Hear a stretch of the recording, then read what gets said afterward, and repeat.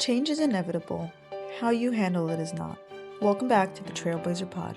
I'm your host, Faye, and each week I bring you stories of Jewish women paving both paths. This week, change management expert and author Sarah Aviram joins me to talk about what 12 countries in 12 months taught her about navigating change in business and life and in herself. Let's dive in.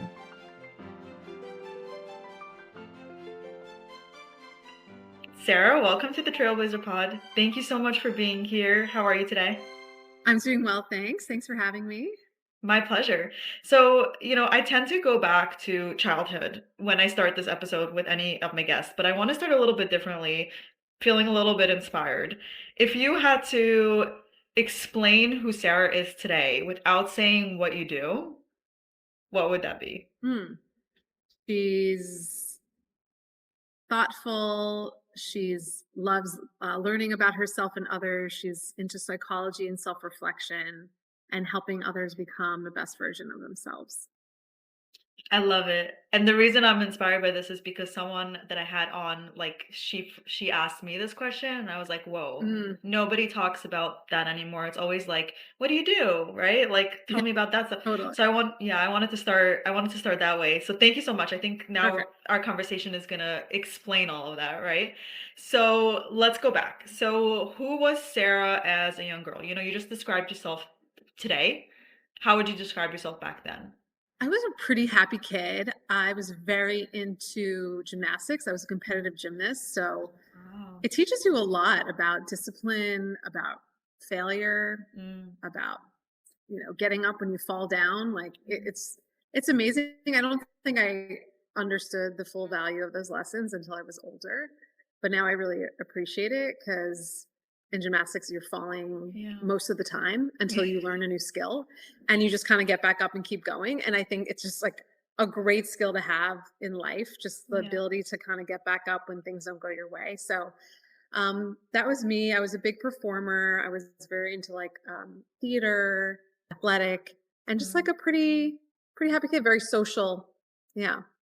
I love that you brought that up because I did horseback riding since I'm a little girl, and again, it's like you get back on the horse, right? It's the literal saying of that, and obviously it applies to gymnastics and Totally. so many different sports. Yeah. But like, working out that muscle when you're a child, when you don't even have to think about it, and then you realize, in your 20s, 30s later, how much that really shaped who you are as an adult and like how much further that can take. So I love that you brought that up.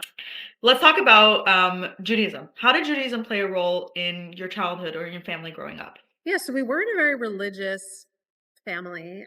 My parents have both a very interesting background. So my mom is from Mexico, born Mhm. and raised. Her parents are Eastern European Jews that fled during the Holocaust. So they were very lucky and got out of there. They were living in Belgium at the time. They Wow. tried to go to France and Spain. They couldn't get in. Long story short, they Mm. ended up in Mexico, which was opening its doors to refugees. So my Wow. mom and her siblings were born and raised in Mexico, in a very Catholic country. Wow. Um, so they were a bit more observant than I would say my dad was, who grew up in Israel. So he was Mm. born and raised there. His parents are from what's now Uzbekistan, but Mm. both of their families, both my grandpa, they moved to Israel when they were both very young. So they were there in like 1920s, like Wow. over 25 years before Israel Yeah. had its independence. So they were there really early. When you grow up in Israel, like of course there's very religious people, but a lot of people are kind of like secular in a way, but they follow the traditions, but they're not super religious. And different sides of my dad's family like looked at it differently. I would say the one thing when they came together, even though they're both Jewish, very different cultures, the one thing that was super important for them, especially my dad, was Shabbat dinners. Like we could go out after with our friends, we could do whatever we want on Saturday, but every Friday night as a family, we're getting together. Mhm. And that was with my cousins, with my grandma that eventually moved to the States. And that was our thing. My two siblings have kids, and not every Friday, but I would say at least twice a month, we get everyone together. That's so beautiful. I think another Yes. beautiful part is like how multicultural your background is, even though, and I always say, we're all Jewish, but we're all from so many different walks of life. And I Yeah. think I love showcasing that on my show. I have, Jewish women who grew up very religious, Jewish women who, are just very traditional. Mhm. But there's always that foundation that we all have that is in Yeah. common. I think that's really, really beautiful. Yeah. Thank You you. know, when you're 15, 16, 17, I know you were very into gymnastics and athletic and outgoing. Did you have a vision of what you wanted your career to look like? Did it include, gymnastics and competing or that kind of stuff, or was it something completely separate?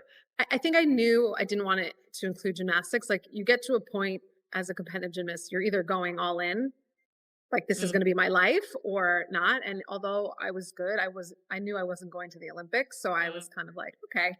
So I stopped in college. I didn't compete competitively in college. I must say, during college, I struggled a bit. What should be my major? What should be my focus? The 2 things that really attracted me were communications and psychology. mm, And those so that ended up being my major and my minor, but I didn't know what that meant. Like, what would job would that translate into? So it was a bit of trial and error, with internships, throughout yeah. college, and then eventually, and we can get into my career whenever you tell me, but I really eventually found exactly like what I felt was the perfect fit, but it was definitely trial and error to get there. Yeah, I asked this question because I think so many of us experience that and nobody Mhm. really talks about it. I think it's starting now where people are sharing that, but even when I started this podcast like a year and a half ago, I was like in a shift in my career and it had nothing to do with what I studied. And I was like Mhm. going through all these voices in my head like, did I waste my degree? Did I waste my 2 degrees? I have a master's as well. Like, was it a waste of time? Is it like, are people looking at me like weird now? Like, why'd you do all that college? And all Yeah. these, I'm sure you had that as well, all these voices in your head. And as I had women on the show, almost nobody was doing what they thought they would be doing in college, which is so interesting. And it's such a shared human experience Yeah. that I think like if only a 20-year-old would know that and Yeah. they'd have a little bit less pressure on themselves. So like let's get into the career now. Talk to me through that journey of graduating, you did the internships. At what point did you start working for organizations like PepsiCo and like all these huge companies? Like when did this happen? What were you like attracted to over there? Yeah, so when I graduated college, I kind of took a job. Like, my brother's friend worked at a company, and Mhm. it was a stock photography company, and I worked in a sales role. My Interesting. clients were advertising agencies, and I would license the rights to use Mm, our photography and advertising. That world has changed dramatically since then. But so, similar to what we are talking about, like athletics and following up and getting back up, I think sales is an incredible foundation mm, for anything you do, because you have to understand people's motivations and what they want and what's in it for them, and come up with solutions to solve their needs. And that's just a skill, like whether you're in marketing or even finance or strategy, like it's great skills to have. So I was really glad I did that. And that was 4 years. And I was like, but I want to learn more about mhm, all these other parts of business, not just sales.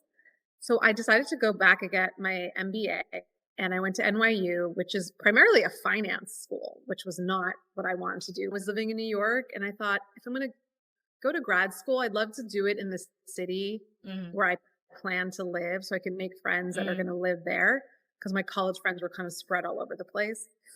So I took so the first semester of the required classes of operations and marketing and strategy, and I was like, okay, it's good to know, but nothing's quite a fit yet. Then we get into second semester, and I took a class called Managing Change.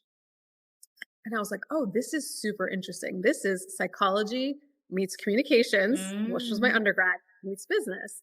And it was really like, how do you help people and organizations manage through times of change? And that's all about not just processes and plans and putting people in the right boxes, but what are the emotions that people go through during times of change, when there's a restructure, when there's a merger, an acquisition, when, and there's so much to do with like how we manage the psychology of what's going on. This was all about the people side of business and making decisions about the people that would drive the performance of the business. And I was like, this makes sense to me. Like, and I really excelled in that class more so than my other ones.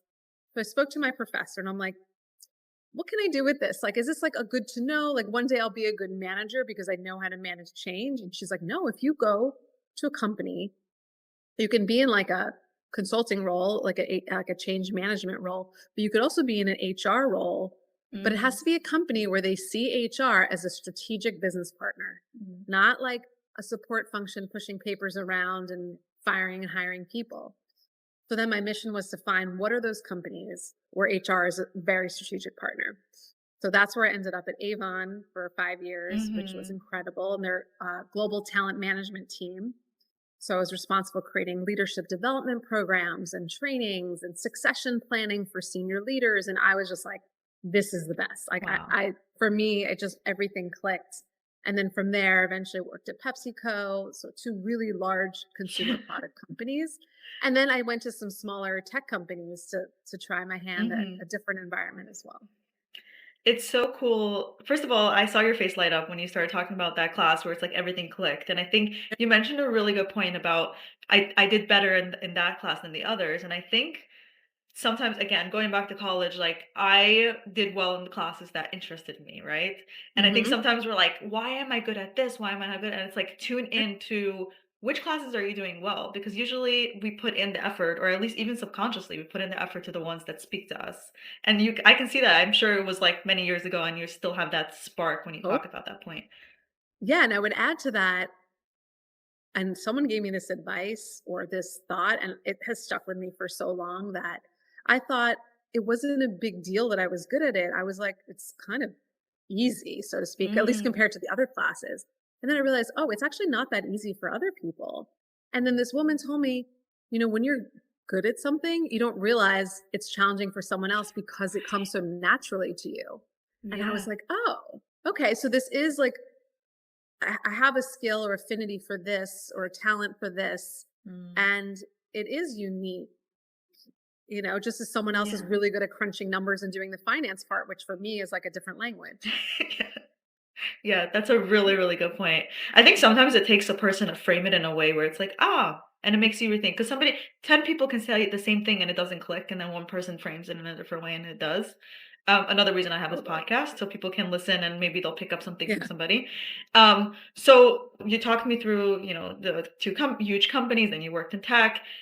Then you wrote a book, and now you're onto your second book, and your book is called The Scenic Route, or Route. I don't know how you pronounce it, but following my inner compass across 12 countries in 12 months. So let's go back. When did this period in your life take time? Like, when did you Mm. actually travel for 12 months and visit 12 different countries? Yeah. So this was 2019. Mhm. That year, I was the director of talent development at a tech company based in New York. And there was a restructuring in the organization, and I was Mm. temporarily reporting to the CEO. And he told me, I want to hear your ideas for 2019. This was like January. New thoughts, new what's going on in the world of talent, trends, how are we going to find and hire the best people? So I'm doing my research on the future of work. And again, this is a year before the pandemic. Yeah. And a lot of the research was saying remote work is the future. Mm. And it was like more and more people want that freedom and flexibility to work from anywhere or to be freelance or work independently. And more companies are fully distributed, okay with employees being located anywhere and not just in their principal office. Mm. And I was like, oh, this is so interesting. If this is the future, is this something we would offer our employees? Would we give Interesting. them that flexibility? Would this be a perk if they were a great performer? Like what? And then what are the challenges of this? And what are the opportunities? And so I did a lot of thinking and I said, I would love to be the guinea pig of remote work and kind of try it out and report back. But I had to come up with a pretty solid business case as to Yeah. why I should do Yeah. this because this CEO didn't even like people working from home on a Friday, let alone doing it long term, let Yeah. alone what I came up with was from around the world. So I really made a business case about what was in it for him, what was in Mm. it for the company. I made him seem like he could be the leader in the future of work. Like this would be Mm. an experiment and we would publish our findings and we would report back on like what we found about it and what worked and what didn't work. And I said like I found this program at the time, it was called Remote Year. Unfortunately does not exist anymore. Mm. But they facilitated your ability to travel around the world with a cohort of other professionals. And they're not a job provider, but it was like you signed up for an itinerary and you joined 30 professionals. You moved together as a group Wow. every month for 12 months. And they were, Wow. I think, 4-month programs at the time, but I was like, no, 1 year. I've always wanted to travel the world for a long Mhm. period of time, so this was like an incredible way to combine my love of travel and my work. So I put this business pitch together for him, and I think two things that sealed the deal. One, I said, this will be at no additional cost to the company. Mhm. You pay me my salary just like you would otherwise, and I pay my rent just like I would Mhm. otherwise, like, you know. And the other thing I said was, if at any point you feel like I'm not performing or it's not working, I'll come back home. And he Wow. goes, okay. And I sort of was like, no way. You just said okay. Like I couldn't believe it. And Wow. 2 months later, on a one-way flight to Lima, Peru to start the first month. So it started in March of 2019, Oh my gosh. came back March of 2020. Mhm. And I Right think we before all COVID, like COVID. remember. Yeah, exactly. And so that was just wild timing. And to answer Wow. your question about the book, the first book was written while I was traveling, and that was Mhm. about the professional side, what I was learning about remote work, Right. what was working, what was motivating people or not. And we'll talk about, but the second book is about the personal experience and the adventure Mhm. that year. Wow. That's so cool. I think, first of all, so brave that you even were like, "I'm gonna try and see what he says." I think Mhm. we can all learn from that. But you really became like a journalist almost. You were like, how many people have this opportunity? Like they're in a very, I'm sure, like curated role in this company, and now they get to really go and do, like market research basically by using themselves as the guinea pig or the subject, you were the forefront of the research that you were trying to experience. So talk to me about some of the things that you learned about yourself during that period that then kind of started getting the wheels turning of like, how can this apply to other people as well?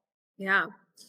So a few months into the experience, of course, the novelty is incredible and you're on cloud nine. And Yeah. honestly, most of the time I was like, I can't believe I get to do this. Yeah. I'm so grateful. This is incredible. And so many of the people I was traveling with felt the same way. And each had a different story of how they got there. Some were like Mhm. me, employees for organizations. Some were already freelancers or had their own businesses and they already had that flexibility. And one thing I noticed, and not just me, but for other people I was with, was a few months in, once that novelty faded, some of us were like, I still don't like my job. And it's great that Mm. I get to do it from anywhere, but like something's still missing. Like, I don't know what it is. I feel like a little stuck and a little unfulfilled. And we're sitting on the beach in Bali thinking that you're like, how can that be? Like, come on, anyone would die to be in this Right. position. So kind of feel a little weird admitting it. And I think part of it Mhm. was like, didn't even want to mention it because people would Right. think you're nuts. So, but eventually a lot of us started to talk about that. And I realized, like, wow, it's like that expression no matter where you go, Mm. there you are. And Right. so the issues you had at home, they come with you. And yes, traveling is incredible. And having that freedom and flexibility was great. But it was more of like a band aid solution Yeah. for the real issues around our work, at least. And so I was like, well, let me put on my HR hat. And I have Mhm. these tools that I've been using in my career on how to help people be motivated and perform at their best. And if I can put this remote work lens on top of it and see what might be different, this could be where my research kind of the direction it goes into. So I did focus groups and surveys and interviews with different remote workers I was meeting. So it got like a few hundred of them and narrowed it down to like the 6 core drivers of our fulfillment, no matter where we're located. Mhm. And that's our relationship to our money, identity, routines, growth, impact, and joy. And so that became the core of my first book is Yeah. diving into how do you activate and manage each of those 6 motivators to feel fulfilled at work. Yeah. So powerful. Let's dive into a little bit of those core themes that you noticed. So, and we'll use this as almost advice for people, right? So, how can someone tell the difference between needing like a change in the environment or a change in, the job itself? I think like you're saying, it's really hard to tell. Right. And let's say somebody doesn't have the means to go travel for 6 months and notice this that Yeah. way, right? Right. Look, sometimes a lot of people say, like, if I worked in another company, it would be so much better. I would get to do X, Y, Mhm. Z. So they move companies. And sometimes they need to do that to either prove their point, and that might be true, or they Right. might, oh, this is not greener on the other side. Mhm. So what I always tell people is to start where you are. In a company that knows you, where you've built credibility and trust, they might let you try something you haven't done before. Right. But you have to figure out first, like, what do you need to feel more fulfilled and motivated at work? I know people go directly to that money topic, which is, of course, one of my main drivers because it's a main factor in our Yes. decisions around our career. Yes. But having worked in HR, one thing I often saw is people would come and say, I got an offer from another company for 20% more. And even if we were to match that counter offer, oftentimes they would still leave because it wasn't really about the money. Like they were just Interesting. like, I'm not getting what I need. Or they would stay and then leave. And it was the point being, yeah, all of us would rather get paid 20% more to do a job we don't like. But if you were really excited about the work and you felt like you were being paid a fair market price, I'm not talking about being underpaid or Right. you fair market value, you might stay if the job was helping you make an impact that Mhm. excited you, where you were growing and developing your skills, where you were excited to go to work every day because you could create and innovate. But I talk about the six motivators because we all have different priorities in life. And maybe you just had a baby or you're buying a new home and money Right. is your priority. There's no judgment around that. Right. And so, but my point is just be aware and be intentional of what's driving you and don't assume that getting more or less of money Right. or something else is going to be the answer. So start where you are, understand more clearly what is driving you now. Is it impact? Is it money? Do you really want a job that can give you growth opportunity? And then figure out, can I get that where I am? Have those conversations that maybe you haven't had. Ask your manager, come up with like a solution or at least some ideas on how you might be able to gain more of that experience where you are. And then if the answer is like, no, we can't provide that for you, then go somewhere else. But I feel like people make an assumption that what they need can't be Mhm. provided where they are and they jump. And so I always say, like, try it first. And then if they can't give you what you want, then you can explore other opportunities. It's literally like what you did with pitching to your CEO, like, "Hey, I think I need to go travel now and figure this out," and he said yes, surprisingly, right? Yeah. But let's take somebody that has both opportunities. They have one job that pays really well, and then they have an offer for a job that will give them that meaning, right? Or something that they're really passionate about. What advice would you give to them where they're like, "I need the money and I need that fulfillment." Like, how do you choose? What are some practical things that they can think about? Yeah. I mean, it's such a personal decision, and you need to know like what your priorities are. Some people are like, look, I don't like my job, but I have to pay back my student loan debt. And so money has to be my primary driver for the next 3 years. Mm, And I think it's like being like, what's the plan? Like, right. okay, once I get to that point, then what? What would I really want to do more of? And how can you build the skills or, you know, on the side or whatever it might be to then get where you want to go after you've reached your financial goal. So that could be something.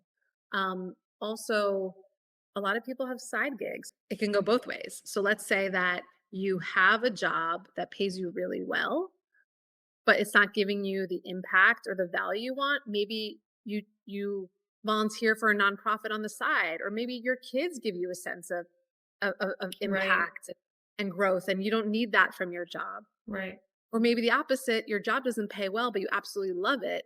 So you have a side gig and you consult a few hours a week and you make up some of that extra money. So Yeah. I think there's ways to do it.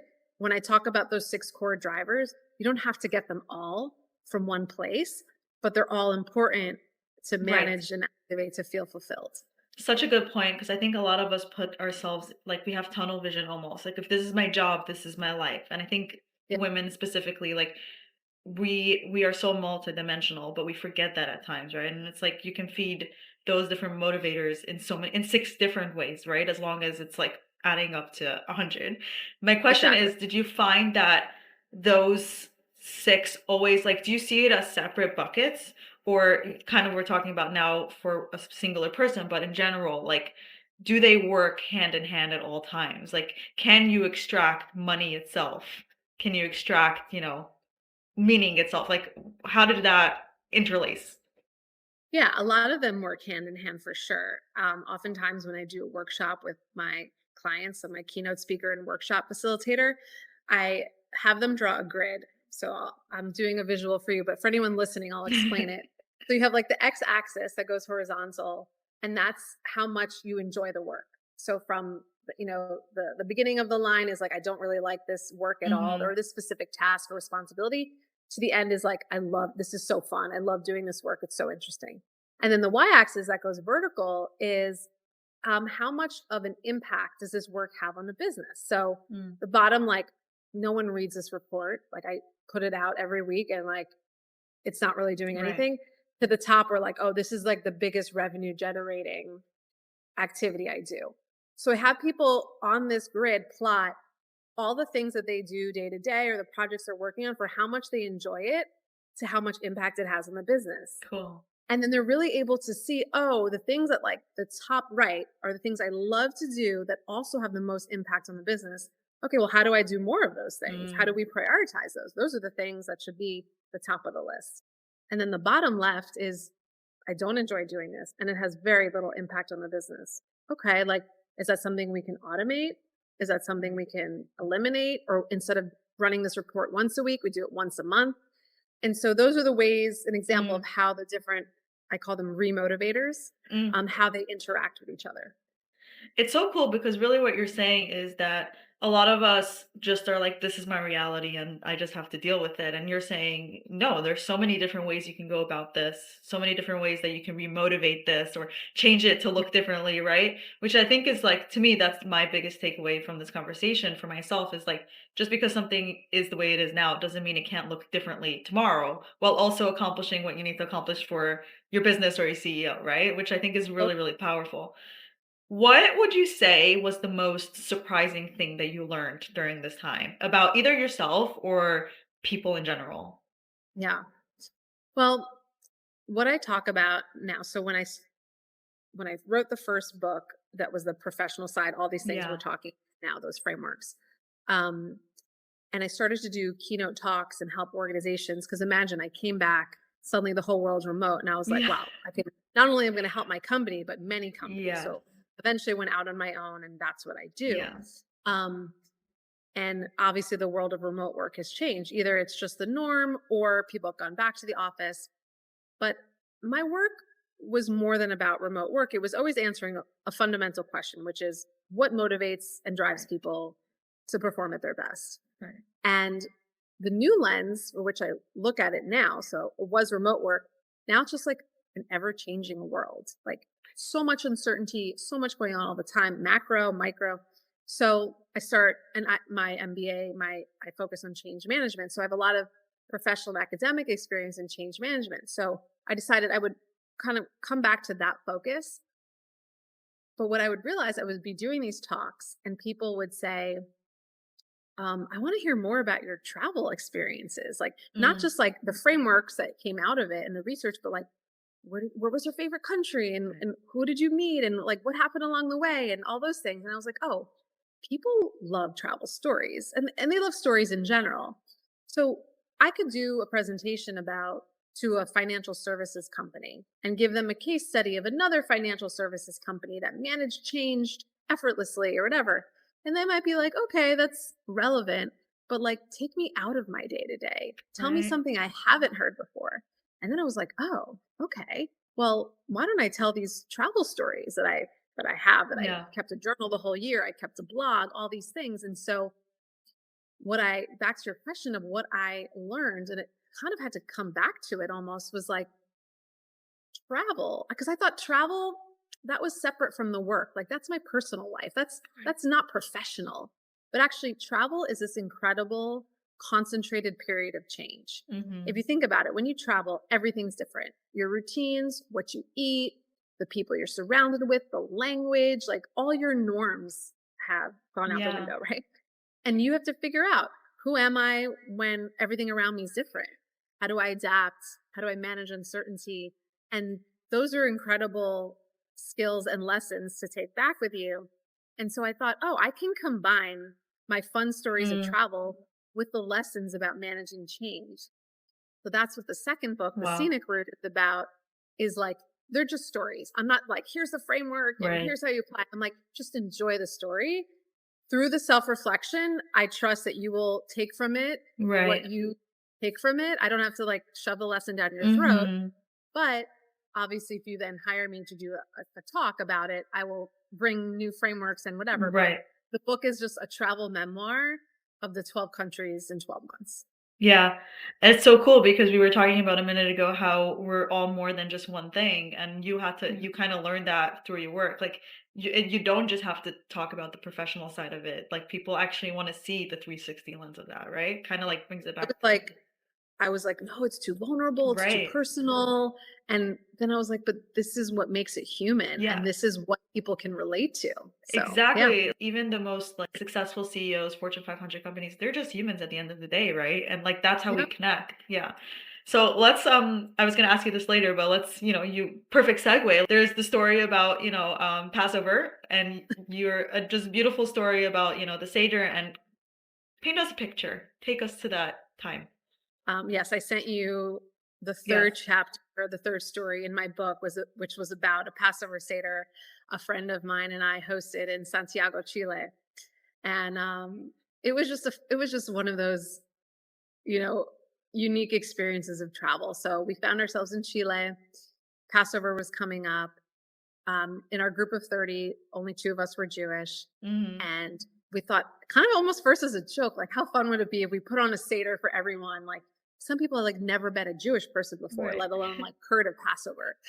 And we were like, oh, I don't know. How are we going to find all the ingredients? And are people going to be into it or feel obligated to join us? And we kind of went back and forth about it. And eventually we decided, like, let's do it. It's going to be so fun. And so the story is like this epic scavenger hunt across the city, and, you know, matzah, Yeah. brisket, gefilte fish. And it's just Wow. like kind of a funny story of how it all came together, but also we were so impressed and moved by how enthusiastic all of our fellow travelers were to learn about Yeah. what is Passover, learn the story. We had them, say the four questions. We had them search Wow. for the Afikomen, sing Dainu, like all the traditions of the Passover Seder. And we just felt so moved that they were Yeah. into it. For me, the big takeaway from that story was, belonging is so critical. Like we all want to feel like we Yes. belong, but that doesn't mean that you have to come to the table with all these things in common. It means you just have to be curious about someone else. Like, do I care about you? Am I curious about who you are and where you came from and what matters to you? And that's how Yeah. we felt that night. Like, that's really what everyone showed us, that belonging really is about. And it was just a beautiful lesson. It's that story really encompasses everything we were talking about today, even though we talked about work a lot. It's like, people wanna belong, people want to feel meaning, people storytelling is the most powerful tool, right? I think, like, a lot of people now we're, like, trying to, like there's so much anti-Semitism, and we're trying to counter that narrative, and it's like the biggest way to do that is to share the beautiful moments, right? Like, don't preach, show what it looks like to us, right? And I think you're even like years before, that's what you kind of did in real time. I also find it so cool that we're a week away from Passover, and this episode is gonna come out right after, but this is a really, like, timely Yeah. story. Thank you for sharing that. Let's go back to your book. Like, did you go into this experience knowing you're going to write a book? I know you were looking at it as, I'm going to have amazing research for my company. It ended up being amazing research for the world because the whole world shifted. But you personally, did you have that intention? I'm going to turn this into, the book that it is today. I didn't know going into it that I was going to write a book, but I knew I wanted something bigger to come out of it. Like I didn't want to just do my day-to-day work Yeah. and that was it. And I knew like I was doing research, kind of field research as we discussed, but I thought, am I just kind of putting together a PowerPoint and Right. showing it to my CEO and I've always been someone who loves writing, enjoys it. And I said, you know what? I'm going to keep a blog Mm. and I'm just going to commit to one a month, one from each country. And so that will, force me, but encourage me to write and share my thoughts. And then we'll see. And as the months went by, I said, if I fleshed out each of these blogs, they could Mm. really be a chapter in a book. Wow. And it wasn't a blog. It was personal, but it wasn't like I ate this delicious dish in Thailand, or it was actually more of a professional like blog. Mm. So it was about more what I was learning in that capacity. And so that became the basis of the first book, Remotivation, which is the professional story of remote work and fulfillment. And then I had no plans for sure to write that first book came out in 2020. So here we are 6 years later. Yeah. So it's kind of wild now I'm coming out with the Yeah. second book on in year. But what's so incredible is that I not only had the blog, but I kept a journal the whole year. Mm. You have photos, WhatsApp messages. I mean, there's so many resources that I pulled from to remind myself of the details of the personal stories that happen. And so that's Wow. where the second book, The Scenic Route, came from. Did you find that it was easier to write the second time around, or you knew the process a lot better? As a second time writer, does that change a lot?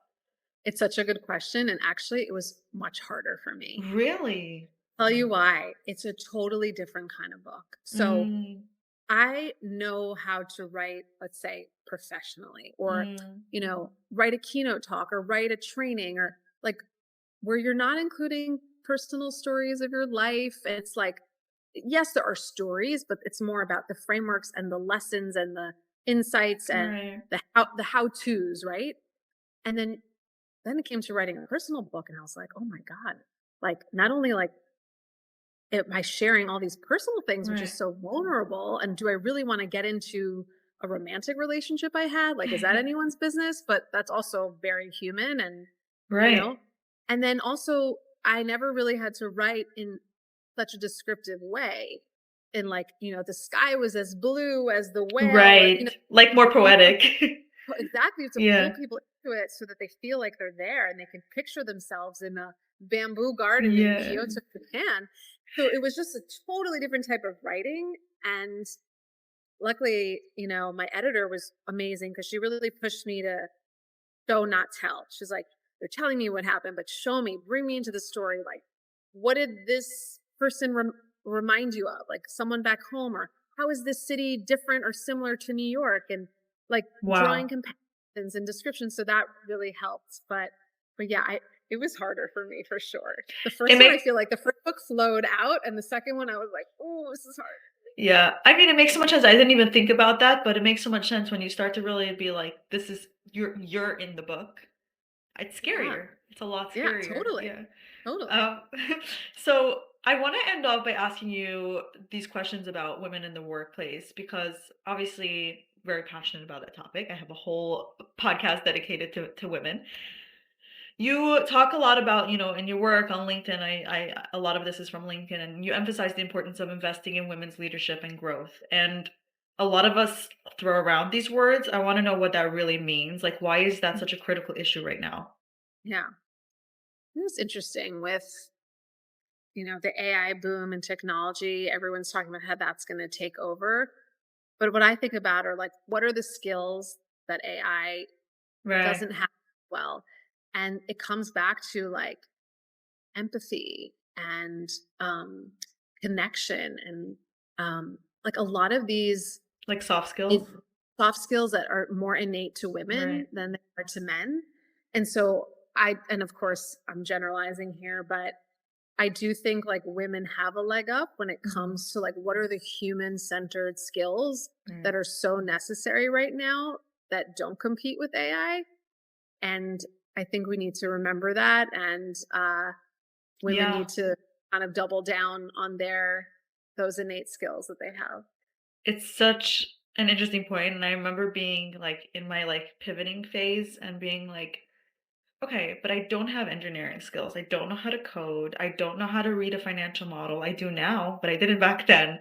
And I had my soft skills list, and I felt so like, how do you compete with the job market with just those skills? And I think we're really seeing that shift, and I think it's beautiful to see women starting to embrace that side a lot more because we need now more than ever, we need that. We need to be able to stand out from just, the AI chatbot and, Yeah. the You're agents. not need engineering skills anymore. You know, Exactly. Like, I'm AI's gonna doing vibe coding now, right? I yeah, don't need that. There you go, yeah. right? It's like I think it's our superpower now. I think it's our superpower and we need to realize that. But how does that like really how does supporting women in the workplace really affect the company's long-term success or like their bottom line? Like how do you talk to CEOs of those companies and be like, "Man, like this really is going to affect your Yeah. company." I wish I had like the data points in front of me, but there's so much research and data on how companies that invest in women or have more women at the top of the organization Mm, do like have higher revenues. Like mm. is there's like a direct correlation between Yeah. women in higher seats of power in organizations and how well that company does. And so I think investing in women is critical, not just because it looks nice for optics or for your diversity and inclusion numbers, but because it actually drives business Right. results. Yeah. Like if we care about the data, that's what the data shows. Yeah, exactly. So I want to end off by asking you, you were talking about change and you were studying change and how it affects people. Your book is coming out, right? And your work looks a little bit different now. Your life is, I'm sure, a little bit changing since then. What are you looking forward to in this period of your life? Yeah. I'm really looking forward to, as we said, like travel has been such a big and important part of my life. And I felt like I had to pretend it was separate from the work. Mhm. And now it's so intertwined and I I'm love it. embracing that. And I feel like other people want that too. And it feels so good um, to be able to combine those things. And Mhm. just on the topic of women too, you know, a lot of the rooms I've been in, um, I've been the only woman or the youngest woman, and I've always been like, I have to be extra professional. I don't want anyone to know about my personal life, my dating life, like nothing that would make me seem younger or make me stand out as a woman. I need to be like a boss, right? Yes. And now I'm, like we said, like embracing those human parts of me that I think people so desperately need and want Yeah. to connect with in a world that's just like full of AI bots. And so Yes. I just think like, oh, it feels so that's what I'm excited about. Like not shying away from that. Like as I put out a travel memoir, I'm like, oh my God, like, and again, at first I'm like, is this separate from my work? Like my Mhm. keynote talks, because it's a travel memoir. What does that have to Right. do with my keynote talks on change? And I'm like, no, like it's so combined. Like these Yeah. are the stories that illustrate all the points I'm trying to make. Yeah. And so, yes, the book won't have the frameworks and the hardcore lessons, but my keynote talks will have those through telling of the stories and then bringing it all together. So that feels exciting to me that I can combine Yeah. those. I love that you're bringing this up because I'm going through that as well, and I'm starting to learn how to integrate different parts of myself that look so different while also being taken seriously and kind of getting rid of shedding that layer of like if I do combine it, then I won't be taken seriously, all these Yeah. voices that I'm sure we have. And I didn't know our conversation is going to take us to this point today. And the fact that it naturally came into this place of like, oh, you're also working on this. So many of us are working on this, and it's Yeah. so okay. And it actually only makes us more of a 360 lens versus, this is what you do, stay in your lane. I think it's so Yep. cool. And I'm leaving like it's a good reminder for me as well because it's cool to hear it in your own head, but then to hear somebody say, I'm experiencing this as well, and this is what I'm taking away from it is like I think is really, really helpful. So it went in a different direction than I thought Yeah. and so much better. And I really, really relate. So thank you so much, Sarah. I really appreciate it. Thank you, Faye. This was a great chat.